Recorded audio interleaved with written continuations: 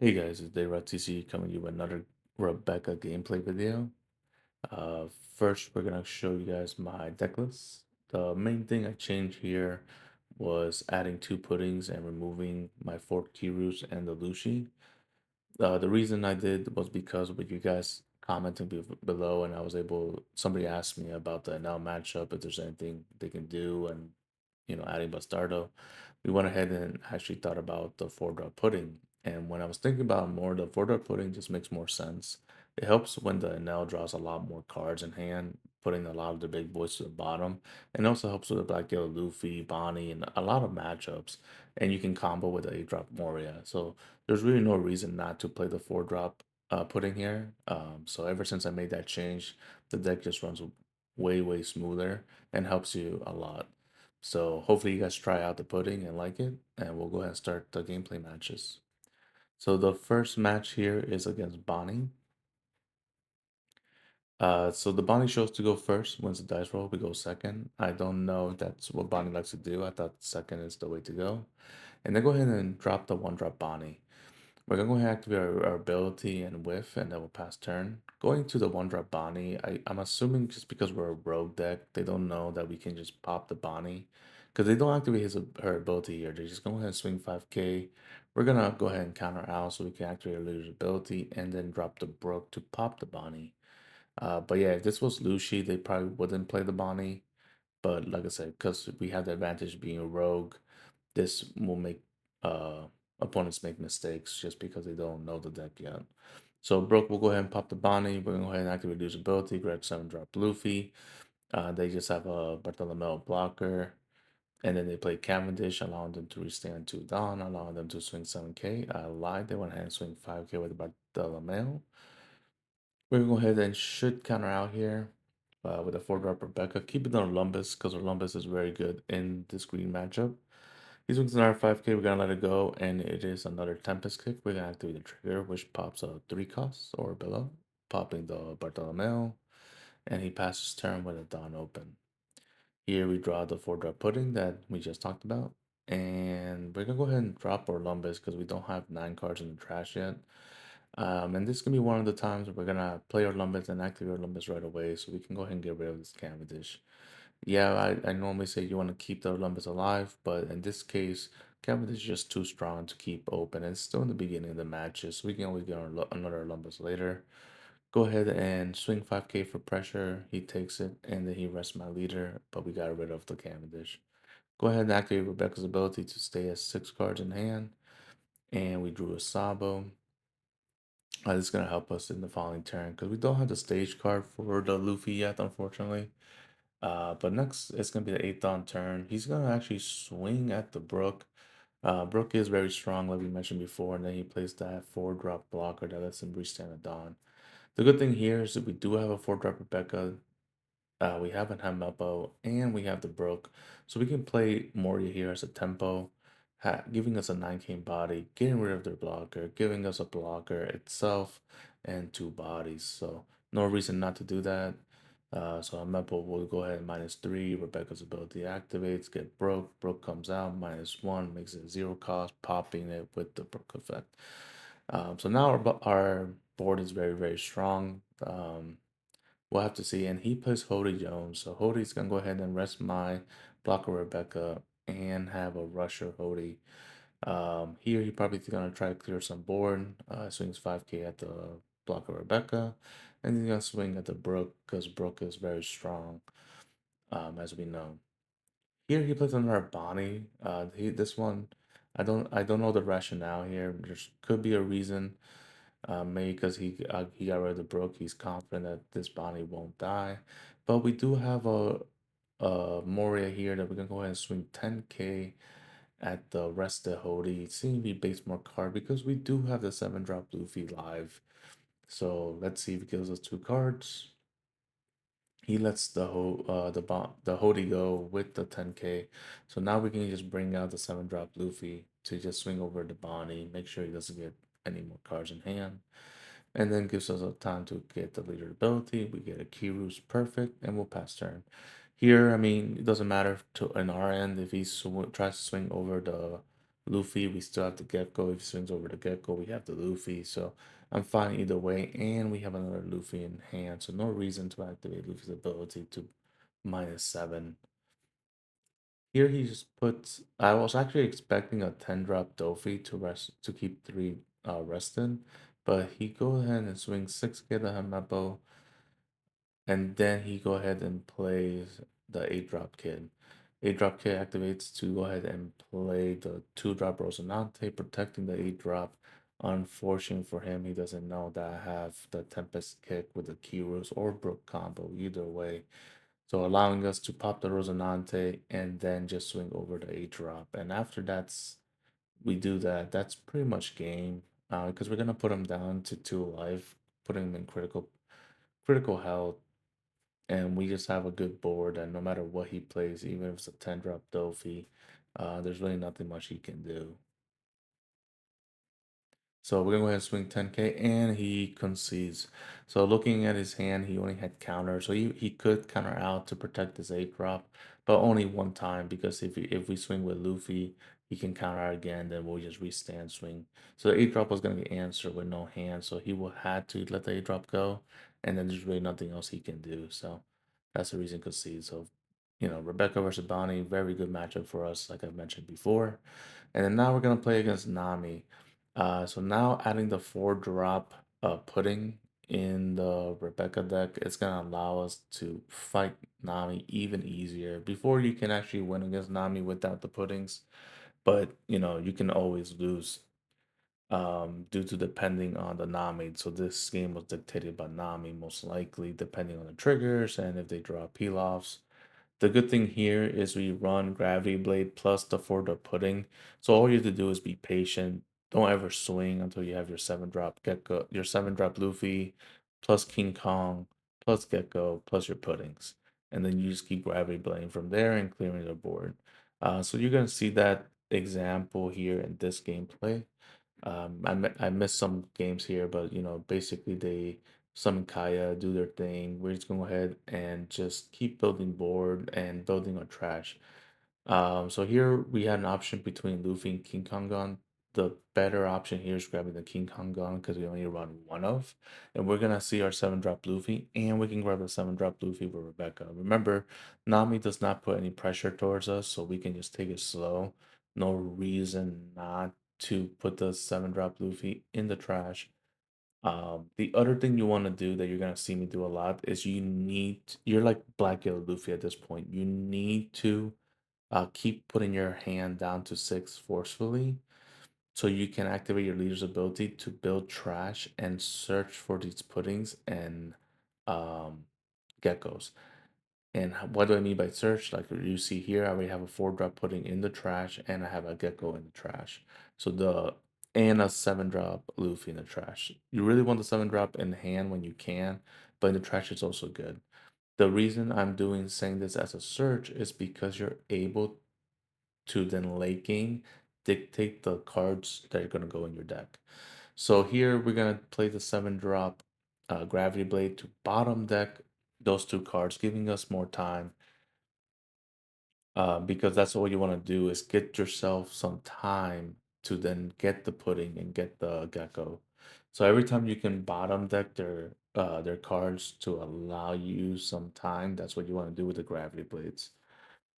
So here's going to be a very good example on how Rebecca in the late game, depending on how you play the game, can get you every card that you need because you're gonna dictate the last 7 cards.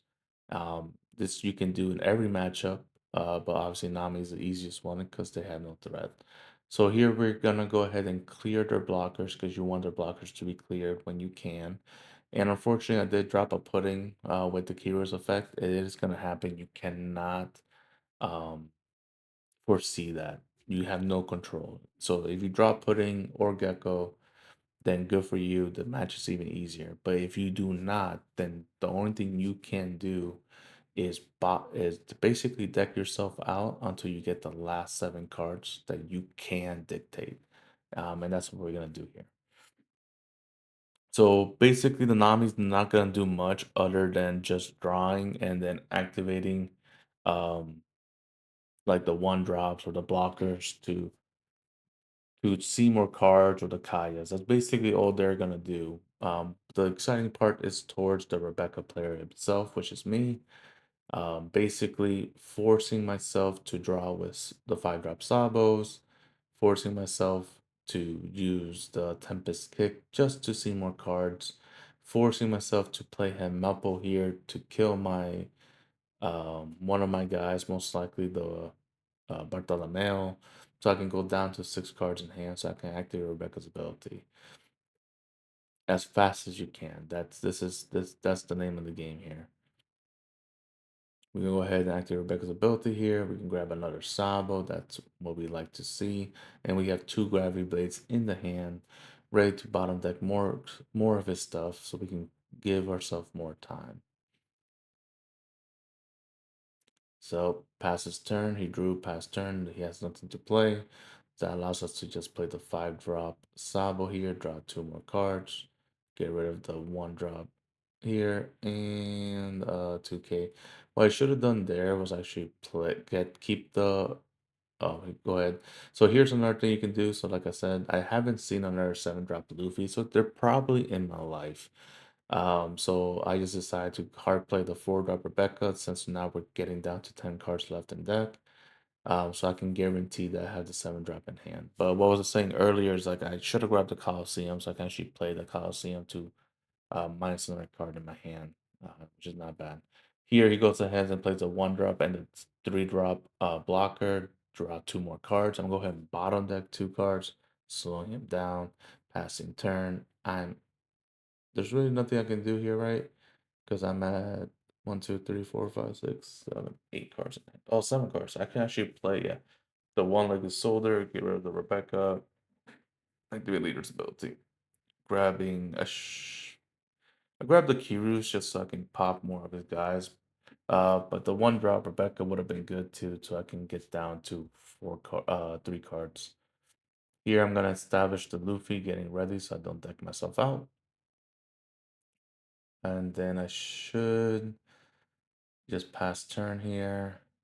You could play Kiros in theory, but you could just pass turn to be honest.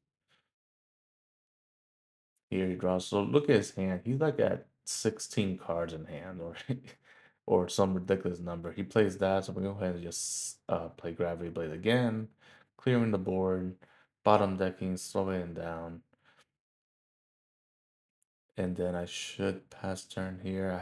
I finally drew another Luffy, so I definitely can play another Luffy. Getting the Luffy's ready to beat Nami. He drew a card past turn, drew another Luffy, that's where they were. Go ahead and play the Luffy. Get rid of the Kirus. Past turn. Another thing you can do is activate Orlumbus effect to lose 2 cards from the top of your deck so you can get ready as well. That's another strat. I was thinking of like, do I establish another Luffy first? But there's no point.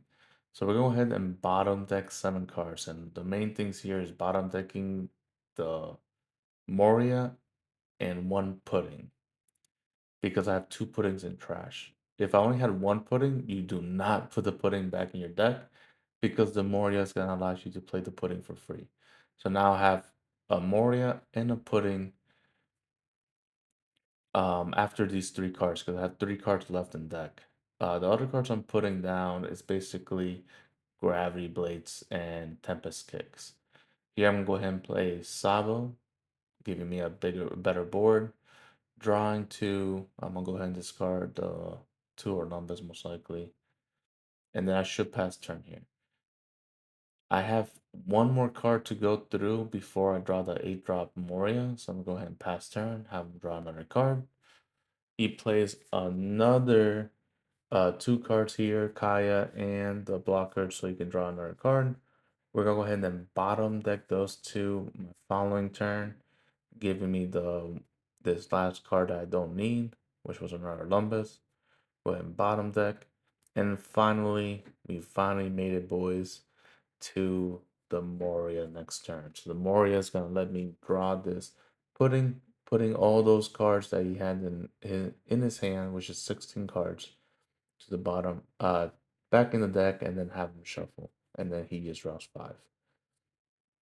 So there you go.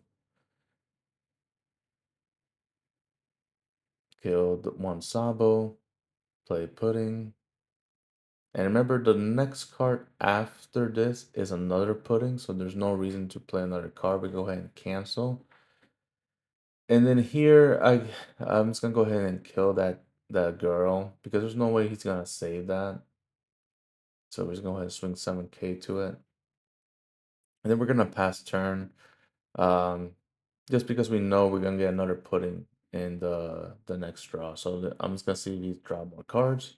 He plays a peel off, so he drew more cards. He plays that card, so he draws another card.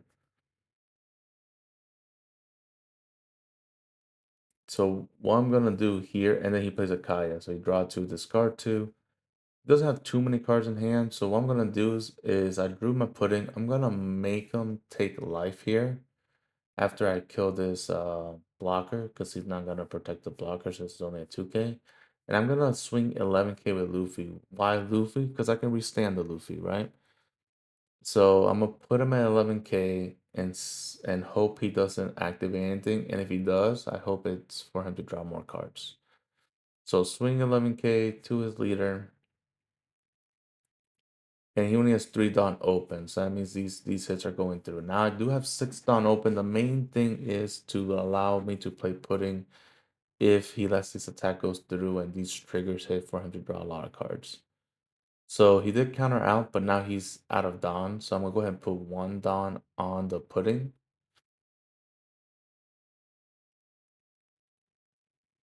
I almost made a mistake there. I should just put in the Pudding for him to because he has to use a card in hand if he actually wants to counter out the Pudding, which he did.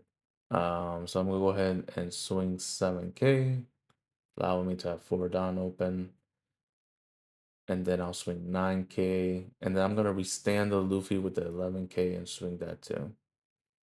So 7K, no trigger, 9K, should be no trigger, and then I'm gonna restand the Luffy. Do not end turn, come on man, you know what to do here.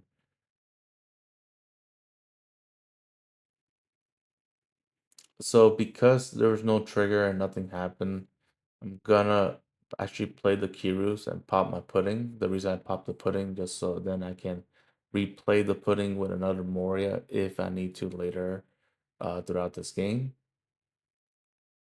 Oh, I actually bottom deck the pudding because I was already running out of cards again, right? I was at 4 cards left. So I can just redraw the pudding, that's why. That makes sense. So swing again, 11K. He has a couple cards in hand again. And I'm probably gonna just play the pudding and then swing 16K double attack. Yep, another peel off. He has too many cards in hand. I don't like it, so I'm just gonna slam the pudding, make him go down to 5 cards, and then go for a double attack OT game on the following turn. And there you go, guys. So that is the power of putting with Gecko and Gravity Blade against the Nami matchup, if that makes sense. Hopefully, I explained it well. How to be patient and then controlling your cards. Because, like I said, 9 times out of 10, the Nami player is dictated by your opponent because all you have to do is they can't do anything until you attack. So that's the unfortunate part. So with Pudding and Gecko, you just gotta be patient and you will definitely take the game. So not really meta. Bonnie is definitely meta, but Nami is not too much meta, but you will see her. So I thought that was important to showcase those 2 matches and at least a little bit different. Hopefully in the next match I can show you guys RP Law and on Red Green Law. So stay tuned for those for more gameplay of op07 or Rebecca. Hopefully you guys like the addition of the pudding. If you have any other questions or any other tips, please comment below and I'll respond as soon as I can. Thank you guys for watching and Dayra TCG is signing out.